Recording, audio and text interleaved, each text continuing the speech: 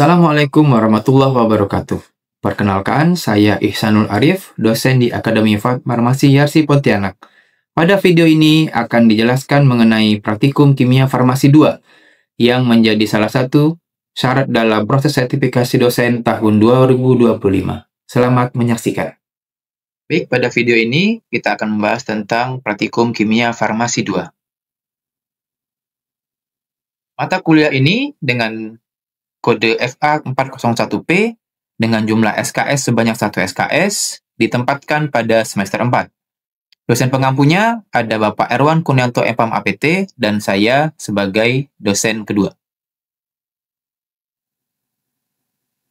Adapun CPL Prodi yang dibebankan pada mata kuliah ini, di Akademi Farmasi Pontianak, CPL terdiri atas 4 bagian. Ada sikap dan tata nilai, kemudian keterampilan umum, keterampilan khusus, serta pengetahuan. Untuk bagian sikap dan tata nilai, yang dibebankan pada mata kuliah ini adalah mahasiswa diharapkan dapat menunjukkan sikap bertanggung jawab atas pekerjaan di bidang keahliannya secara mandiri. Dan poin ini berada pada sikap dan tata nilai pada poin 10 dari daftar yang tersedia pada prodi. Kemudian, keterampilan umum yang dibebankan pada mata kuliah ini adalah mahasiswa diharapkan dapat menunjukkan kinerja dengan mutu dan kuantitas yang terukur, yang termasuk pada keterampilan umum poin kedua. Kemudian, untuk keterampilan khusus, mata kuliah ini diharapkan mampu menghasilkan mahasiswa yang dapat mengumpulkan data, menganalisa, dan merumuskan masalah, kemudian merencanakan, mendokumentasikan, serta menyajikan informasi yang termasuk ke dalam keterampilan khusus pada poin keempat. Dan pada bagian pengetahuan, mata kuliah ini diharapkan dapat membuat mahasiswa itu menguasai prinsip kimia, fisika, dan biokimia yang termasuk pada pengetahuan di bagian poin ketiga. Berdasarkan CPL tadi, maka dirumuskanlah beberapa CPMK yang terkait dengan mata kuliah ini. Yang pertama, yaitu mahasiswa mampu menganalisis data penetapan kadar obat dengan metode alkalimetri.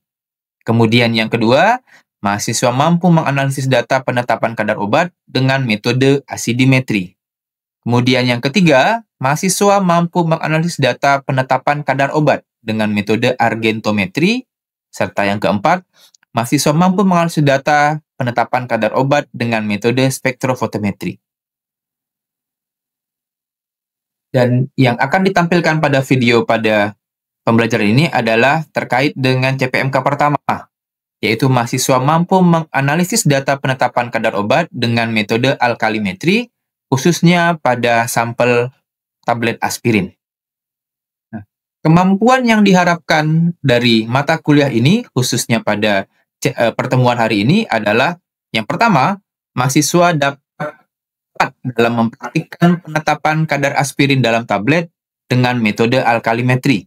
Serta yang kedua, kemampuan yang diharapkan pada mahasiswa adalah dapat tepat dalam menganalisis, kemudian mengevaluasi sesuai standar yang ditetapkan di Farmakope Indonesia, serta membuat argumentasinya terhadap hasil praktik penetapan kadar aspirin dalam tablet dengan metode alkalimetri. Dan dua poin ini yang menjadi dasar penilaian di dalam mata kuliah ini. Pembelajaran yang disampaikan melalui DIA, Delivery, Interaction, dan Assessment. Untuk poin delivery, penjelasan awal dilakukan oleh dosen mengenai praktikum yang akan disampaikan, serta yang lebih detailnya instruksi kerja lewat buku penuntun praktikum yang dibagikan kepada setiap mahasiswa. Kemudian di bagian interaction, dosen memeriksa data hasil percobaan oleh praktikan. Ketika proses berjalan, mahasiswa bertanya, kemudian dosen menjawab, baik terkait teknis maupun data yang diperoleh. Kemudian, pada akhir praktikum, dosen menandatangani lembar kerja yang dikumpulkan oleh mahasiswa sebagai laporan sementara untuk praktikum tersebut.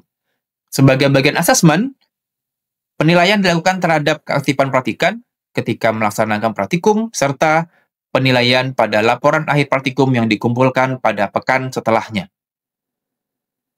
Mata kuliah ini secara umum memiliki 4 poin penilaian, yaitu aktivitas mahasiswa selama praktikum, sebanyak 10% mengambil dari porsi total nilai, kemudian 20% diambil dari nilai laporan yang dikumpulkan setiap setelah melakukan praktikum, kemudian bagian ketiga diambil dari nilai UTS sebesar 30%, kemudian nilai UAS itu menempati atau mengambil porsi sebanyak 40% dari total nilai. Sebagai referensi utama pada mata kuliah ini digunakan dua buku. Buku pertama adalah Kimia Farmasi Analisis dari Prof. Ganjar dan Prof. Rohman, kemudian buku Pharmaceutical Analysis dari Watson. Baik, selamat menyaksikan video tentang praktikum Kimia Farmasi 2. Assalamualaikum warahmatullahi wabarakatuh. Selamat pagi dan salam sejahtera. Oke, baik mahasiswa sekalian, hari ini kita melakukan praktikum Kimia Farmasi 2 dengan materi pertama yaitu tentang penetapan kadar aspirin atau asam asetil salisilat dengan metode titrasi alkalimetri.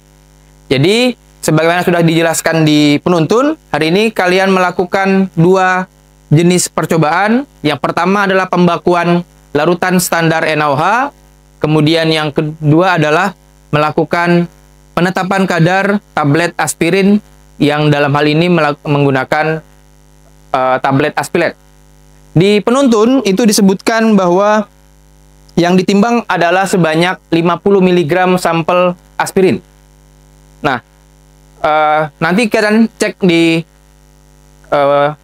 labelnya berapa miligram yang tertera di sana, kemudian nanti kalian konversikan berapa berat yang real kalian timbang di praktikum hari ini. Di praktikum ini saya dibantu oleh Bapak Erwan Kunianto sebagai dosen kedua pada praktikum Kimia Farmasi 2 ini. Oke, ada yang ingin ditanyakan? Ya, silakan.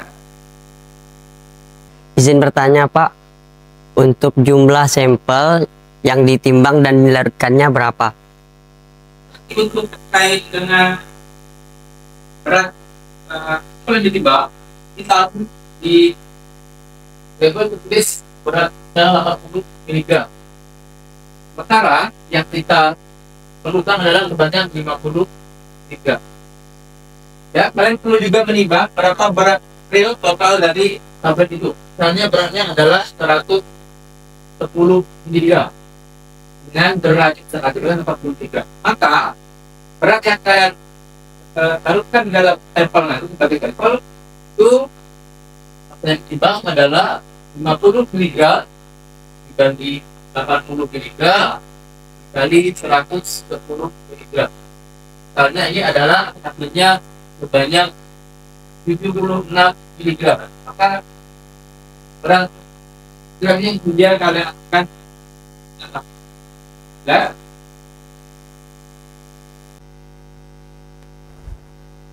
Baik, karena ini percobaan pertama untuk praktikum Kimia Farmasi 2, saya ingin mengingatkan kembali bagaimana kita melakukan titrasi.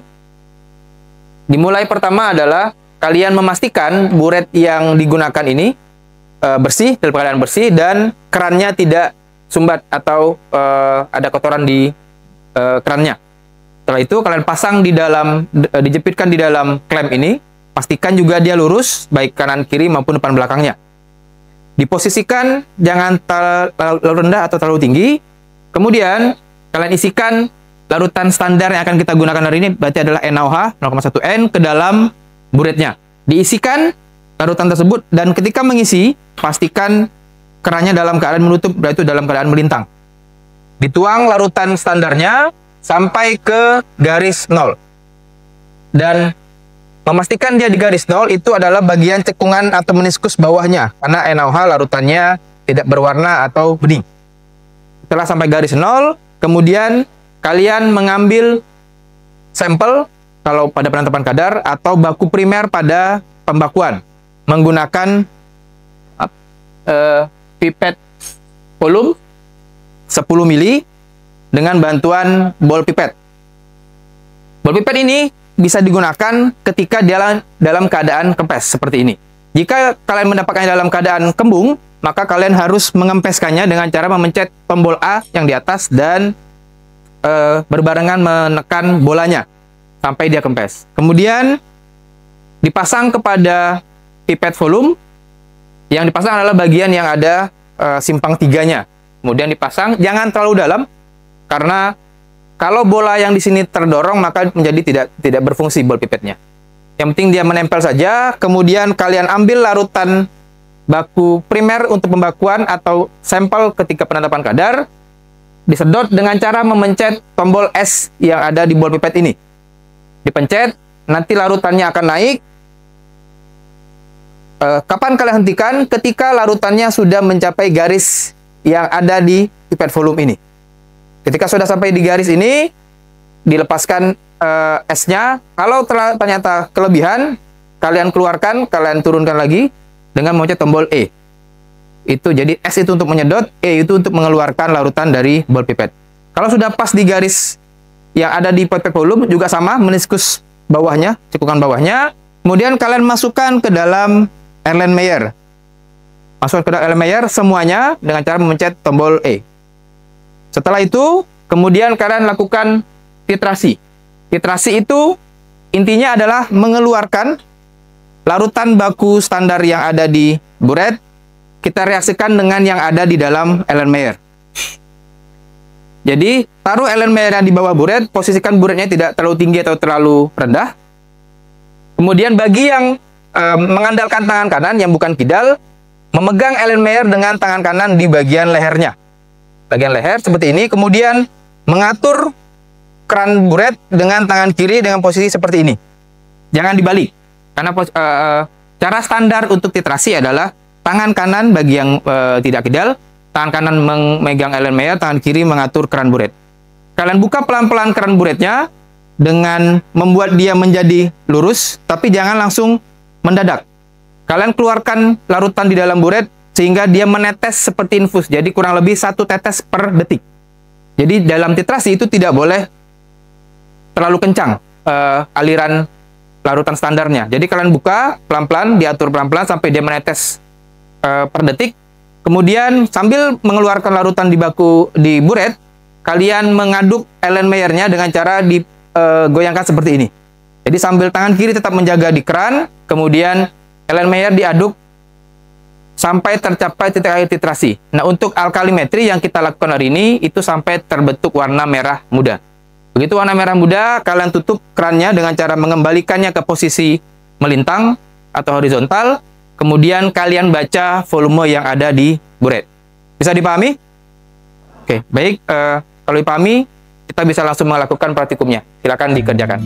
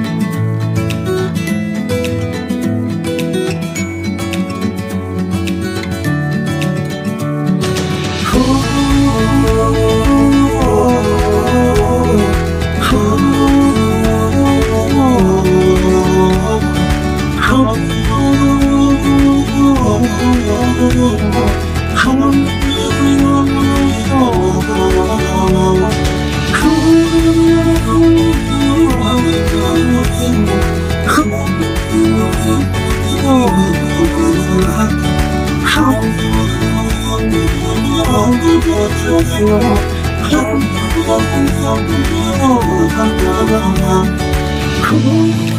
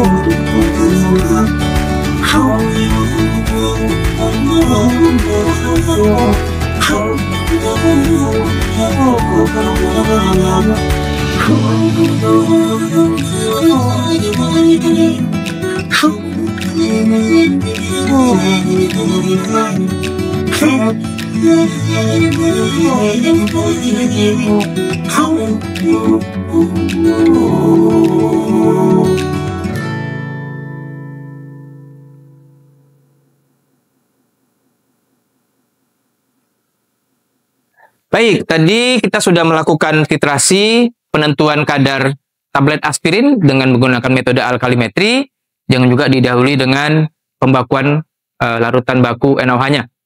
Nah, untuk penentuan kadar itu kita menggunakan rumus yang ada di penuntun, yaitu volume titran, volume NaOH yang kalian perlukan sampai mencapai titik akhir titrasi di penentuan kadar. Kemudian normalitas titran, yaitu hasil pembakuan yang sudah kalian kerjakan di tahapan pertama. Itu mendapat N titrannya berapa, kemudian dikali berat molekul dari aspirin, itu sudah ada di penuntun, kemudian dikalikan valensinya. Kemudian dibagi berat sampel, tadi yang ditimbang adalah 50 mg aspirin. Jadi yang kita hitung adalah berat zat aktifnya. Kita mengabaikan zat tambahan di tablet tersebut. Kemudian dikalikan 100%. Jadi nanti kalian hitung berapa N-nya berdasarkan hasil pembakuan, kemudian dimasukkanlah nilai volume dari penetapan kadar. Untuk perhitungan kadar ada yang mau ditanyakan? Ya, silakan, Kak. Pak, izin bertanya, bagaimana cara menentukan nilai valensinya, Pak? Oke, baik. Terima kasih pertanyaannya. Jadi, kita tahu sendiri metode kita adalah metode alkalimetri. Yang ini adalah penentuan sampel yang sifatnya asam. Nah, di dalam ilmu kimia, dalam kimia farmasi lebih khususnya, valensi untuk sampel yang sifatnya asam adalah jumlah H yang bersifat asam. Di sebelah kanan atau kiri kalian itu ada struktur dari aspirin atau asam asetil salisilat. Nah, di sini ada paling tidak, di sini juga ada H. Jadi ada 4 tambah 3, 7, ada 8H di dalam struktur aspirin. Pertanyaan Lira tadi adalah berapa valensinya? Untuk asam, itu adalah H yang asam. Jadi, tetapi hati-hati, tidak semua H di dalam struktur kimia obat itu sifatnya asam. Nah, untuk kasus aspirin, yang H yang sifatnya asam hanyalah yang berada di gugus karboksil ini. Ada berapa H yang di gugus karboksil? Ada berapa? 1. Maka valensi untuk aspirin adalah 1. Karena hanya H yang di gugus karboksil inilah yang bersifat asam. Sementara yang di gugus metil di sini, serta yang ada di gugus benzennya tidak bersifat asam. Maka valensinya nanti ketika kalian menghitung, valensinya adalah sebesar 1. Jelas? Baik. Ada yang mau ditanyakan lagi? Kalau tidak ada, jangan lupa minggu depan mengumpulkan laporan praktikum aspirin hari ini. Per orang dikumpulkan sebelum masuk praktikum, kemudian kita lanjut ke praktikum berikutnya masih dengan alkalimetri tetapi dengan sampel asam mefenamat. Baik, saya akhiri itu pertemuan hari ini. Terima kasih atas segala kerjasamanya. Assalamualaikum warahmatullahi wabarakatuh. Selamat pagi dan salam sejahtera.